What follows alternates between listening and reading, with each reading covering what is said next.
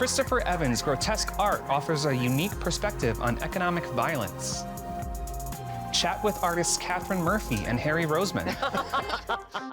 And catch a performance from This is another aha moment. Victory Soul Orchestra. Live at WMHT Studios. Funding for AHA has been provided by your contribution and by contributions to the WMHT Venture Fund. Contributors include the Leo Cox Beach Philanthropic Foundation, Chet and Karen Alpelka, Robert and Doris Fisher-Melisardi, and the Robeson Family Foundation. At M&T Bank, we understand that the vitality of our communities is crucial to our continued success. That's why we take an active role in our community. M&T Bank is pleased to support WMHT programming that highlights the arts, and we invite you to do the same.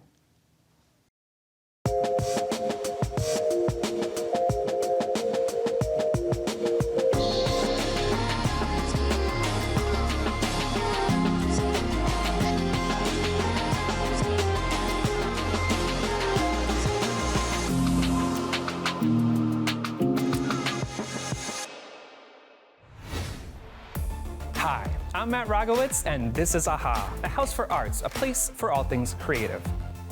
Christopher Evans is an artist and educator living in Ballston Lake, New York. His art is eye-catching, often colorful, vibrant, and intricately detailed. But behind all that, there's something very grim and grotesque about it all.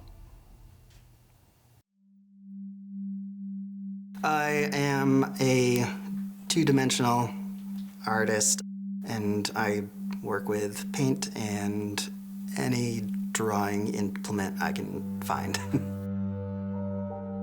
Color is fun, and it kind of brings a lightheartedness to my work, which I have to, because then it's way too serious and dark for me to be thinking about for hours on end.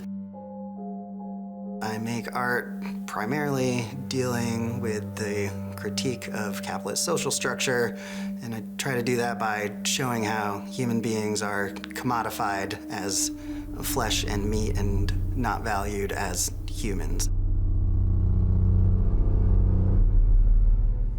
I grew up very evangelical Christian, and so content moderation is huge. I was homeschooled and, only had curriculum that was approved by Focus on the Family, and wasn't allowed to obviously read comic books, watch TV. And so I originally started drawing to copy comic books so I could keep them. I wanted them to look like the comic book pages, so I just practiced until I copied them. And I think a lot of artists are kind of gatekept by the talent myth. It's a learned skill. I got my degree in communications and mass media and was mostly stuck in different sorts of sales positions. I don't know if you've ever had a job where you're just trying to survive. It's tough, and even if it does pay well, it kind of sucks the life out of you. And so when I was 26 or 27, I just decided I could at least be able to make art my whole life if I was an art professor. As soon as I decided that, I was felt at peace. I finally just the decision was all I needed.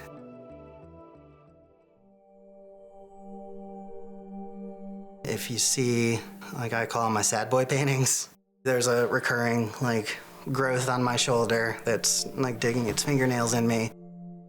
I had a disconnect with my identity, and I felt alone, even though I was, had a loving family. That all changed when I got my autism diagnosis, and it clicked. All of my work was about being autistic, but I didn't know it. That's very one-dimensional, and it's not a good portrayal of the overall community. I don't know any other autistic people that just only want to be identified as autistic. And so my overwhelming compulsion to hyperfixate on social injustice became my focus. humor is the most subversive force. You get them to laugh, and then they will listen to you a little bit more. Because at first I was just like, I need to like build this alternative universe to kind of show my message, and so I created the Thumb People, you know, a mutant race of oligarchs, you know, cheering on violence for sport, ultimate fighting, football, and then moved into just the kind of straight like meat portraits. I just felt like we don't need to be reminded about the Thumb People. We need to be reminded about what they're doing to us. You know, I had that picture of a guy like on a cigarette break, you know, cutting up all his meat, but then like the irony of it is like he's also the product for that company. And he's also like being slowly butchered. I felt like that was a really great, and that was kind of like the turning point and kind of put me into the direction of just like portraying humans and like both victims and perpetrators. And this is a work in progress. I think with this, the shape, it'll be, you know, shrink wrapped styrofoam square, like you're used to getting your ground beef and steaks, and probably a little label explaining who he is, and what his qualifications are, and you know what his hourly rate is. I just want people to think about like themselves and their value and their worth.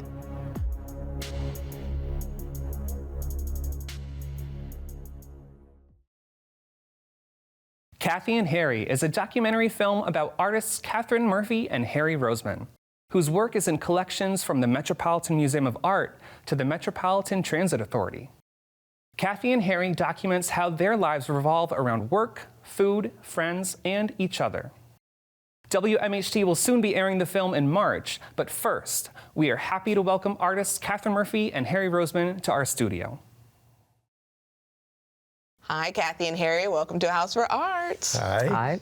Yeah, I'm excited to talk about your documentary film that is your name, Kathy and Harry, and to get to know a little bit more about you folks. So how did it feel to have your creative process captured on film? Like, how was that? The people, the filmmakers, are very good friends of ours. It was shot with an iPhone, so there was no lights.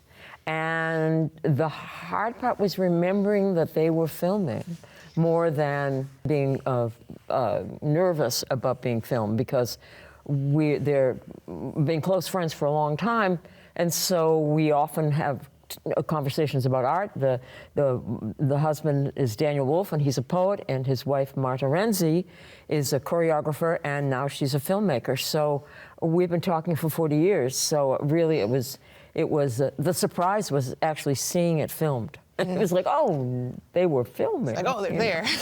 And this is just about your life, right? Like, this is just supposed to be just act normal, just do your thing, and they're just following you around with it. No, that's a normal, you know. Yeah. We're working towards that. That's probably the hard part. So, and when Marta, for instance, wanted to film me working, I had an idea, and I told her, I'll go in my studio and start drawing, and you sneak up on me, and I won't know you're filming. And then I'll just keep working. It'll be very natural.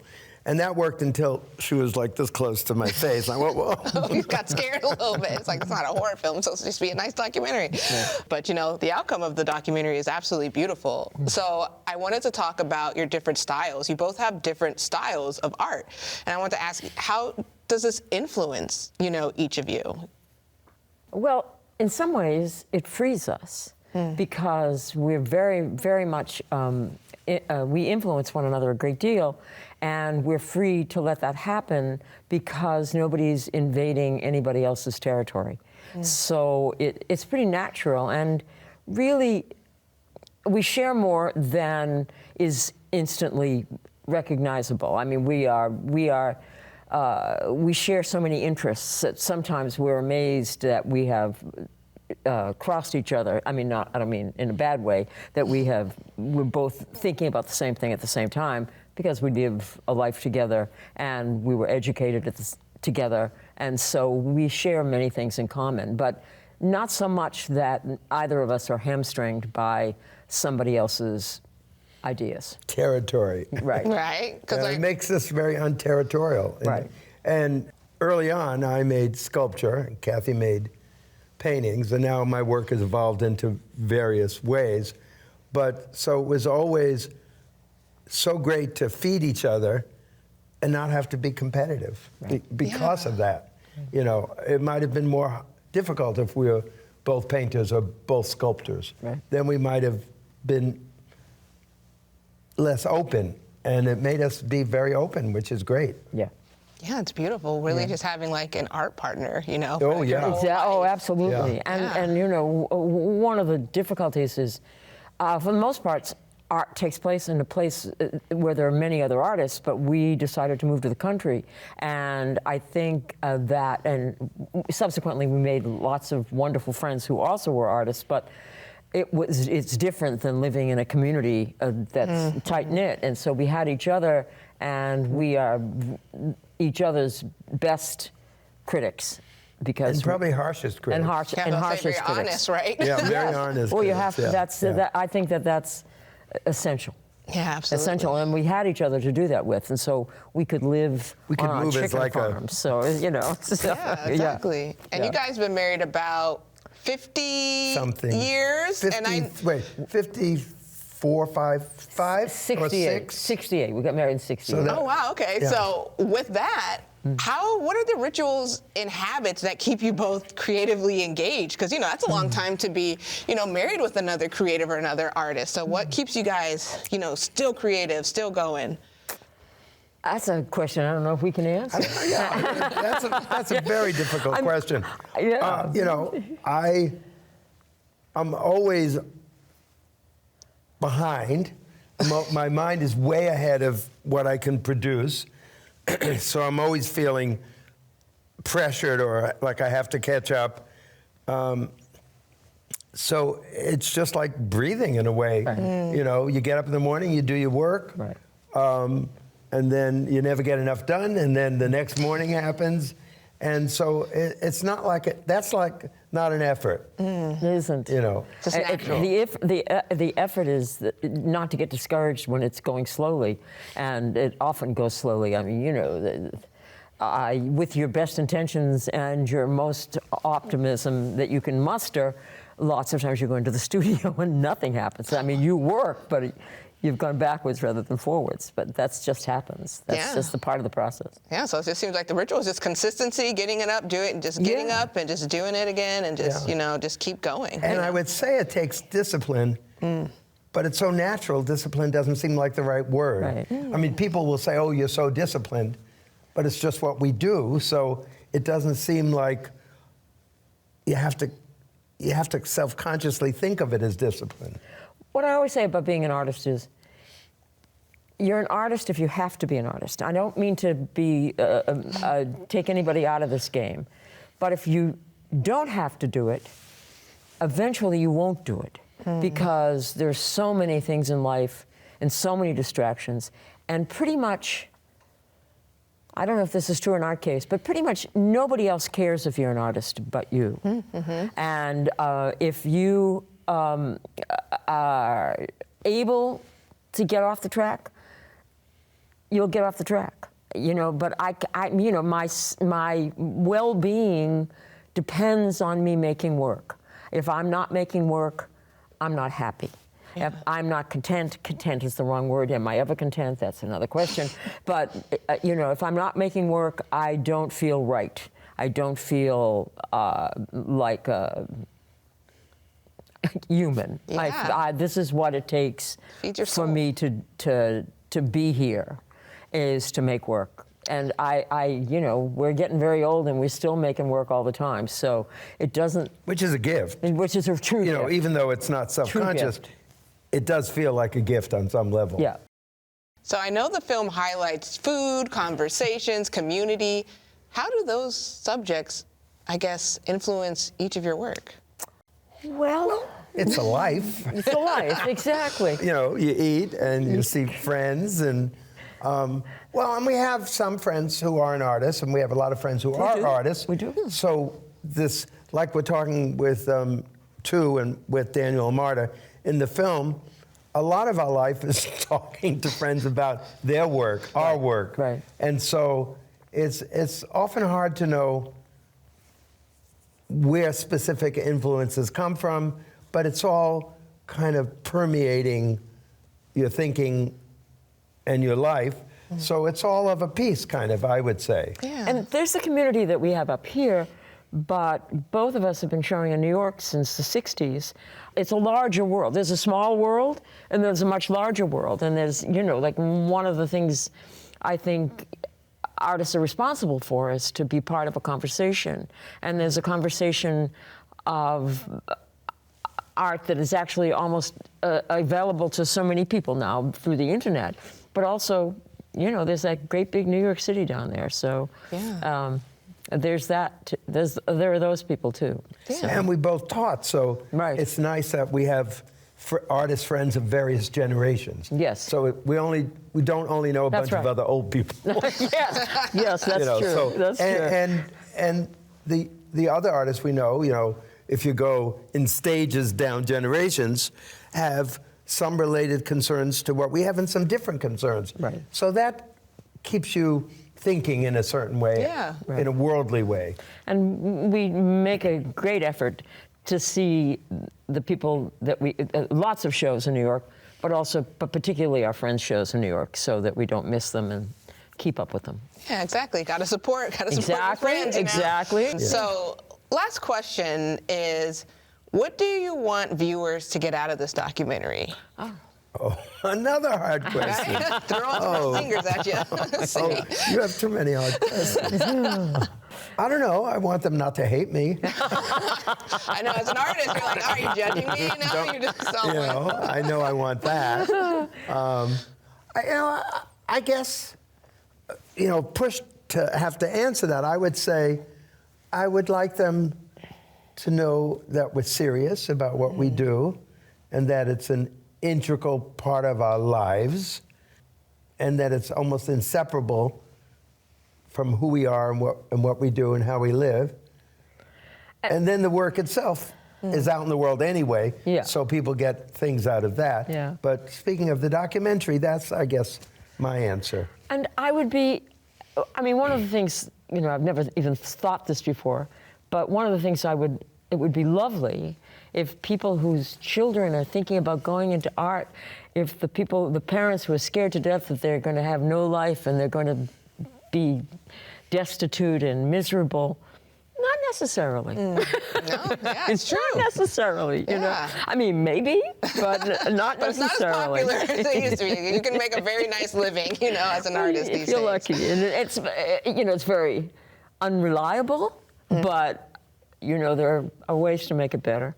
And so here we are. And I would say the majority of artists have other jobs as well, like actors. Yeah. Oh, sure. You know, you have your work and you have the thing that supports you. Yeah, your day job. And if you're lucky, they're one thing, Right. Or some combination of that, and you just kind of figure it out best as you can. Awesome. Well, thank you both for giving us a little breakdown, a little behind the scenes of Kathy and Harry. I can't wait to have it out to the world so everybody can view your beautiful lives and beautiful relationship. And thanks for joining us today. Well, thank you. Thank you. Thank you very much. You can watch Kathy and Harry right here on WMHT. Monday, March 3rd at 10 p.m., Wednesday, March 5th at 5 p.m., and Friday, March 7th at 9 p.m. Please welcome Victory Soul Orchestra.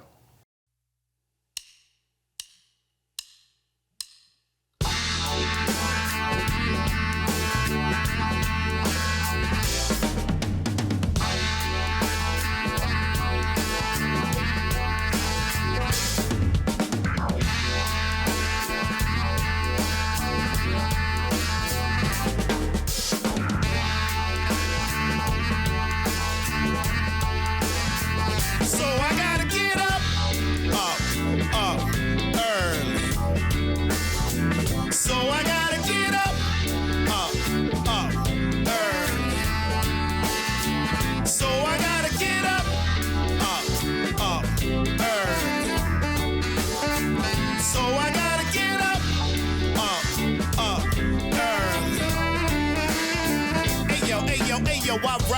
the sun another chance at greatness. My clock's still ticking, I ain't worried about lateness since I work for myself, so my time means patience. Still on my grind, let's face it, so my time ain't wasted. Early bird in the dirt, where the worms and the roots are. 10 toes to the pavement once I put my boots on. Got it out the mud, sweat and tears mixed with blood. Childhood fears gave them up, now it's time to live it up. Get into the bag, Papa's got a brand new, now I'm acting brand new. They're looking like some damn fools, doing the same things we did when we was youngsters, when we was dumber, to feed that hunger. Smart people grow up, say hold up, the wise ones mature and get older. Others fall by the wayside, never escape the lies of the tunnel. Their vision was muddled and dreams deferred only leads to trouble. Come on, up early. So I gotta get up early. So I gotta get up early. So I gotta get up early. We striving for black excellence, black opulence. Yeah, that's what my only two options is. I can't accept nothing less or a lower vibration may lead to stagnation. I'm trying to lead a nation, I'm trying to meet the basics. Food, clothing, and shelter. Teach a man to fish, teach man to sow, teach man to build. That's keeping it real. That's how you help us. That's the foundation. Proper planning prevents poor performance. Lord help us. We are not worthy. We haven't laid the groundwork. That's not how this works. You know how the story goes when a rose grows from the concrete. Iron sharpens iron and air like minds meet. You stand on your conviction, make you meet opposition. The results equal the work that you put in. We gotta reach them children. We gotta feed them babies. So we gotta get up early. So I gotta get up early. So I gotta get up early. So I gotta get up early. Take us out, band.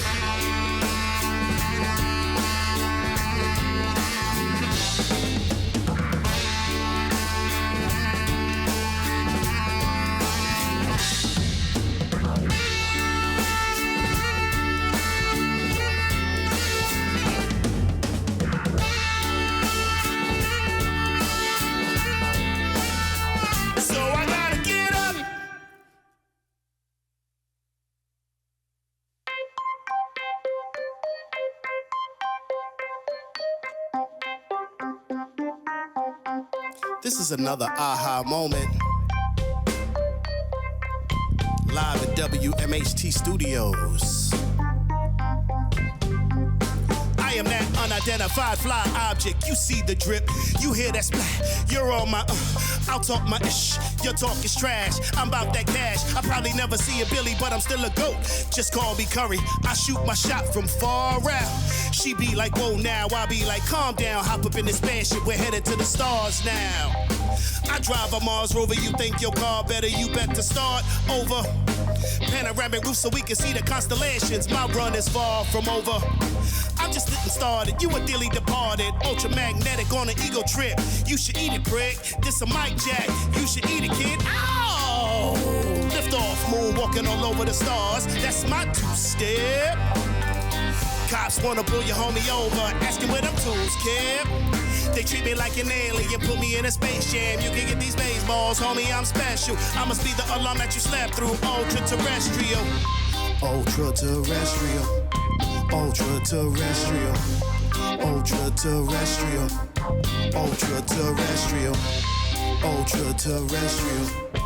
Ultra-terrestrial. Ultra-terrestrial. Ultra-terrestrial. Soul snatcher, kryptonite to women. I just like to stir their curiosity. These space invader, black hole explorer, trying to reach the event horizon. See, they like their organs shifted. They all be like Jay gifted. Way above the clouds, stay lifted. They mad cause Jay stay tripping.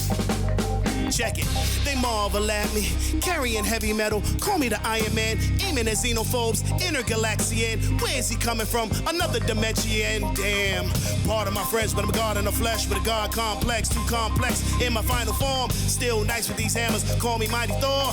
Tucked in the armoire. Au revoir. That's French for goodbye. Okay, raised around them thuggers and them number runners. Burner set the stunner. I'm a top gunner. We can take a time cruise whenever you wanna. Up and down the coastline. Hand around the waistline. She don't want waste time. Intergalactic. I'm a beast boy. I come in peace, boy. Still a mic jack. You better beat it, boy. Ow! Take off, moonwalking all over the stars. That's my two-step. Cops, boy, you put it on me over. Asking where them tools kept. They treat me like an alien, put me in a space jam. You can get these space balls, homie, I'm special. I must be the alarm that you slept through. Ultra-terrestrial. Ultra-terrestrial.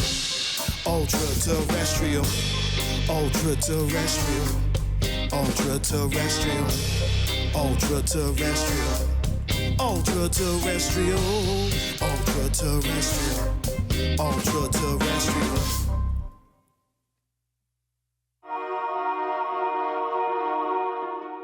Thanks for joining us. For more arts, visit wmht.org/aha and be sure to connect with us on social.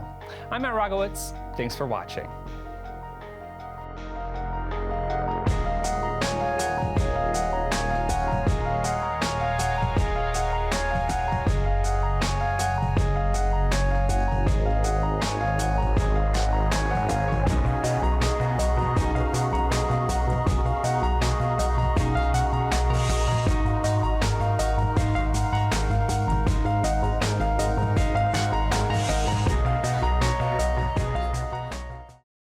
Funding for AHA has been provided by your contribution and by contributions to the WMHT Venture Fund. Contributors include the Leo Cox Beach Philanthropic Foundation, Chet and Karen Alpelka, Robert and Doris Fisher-Melisardi, and the Robeson Family Foundation.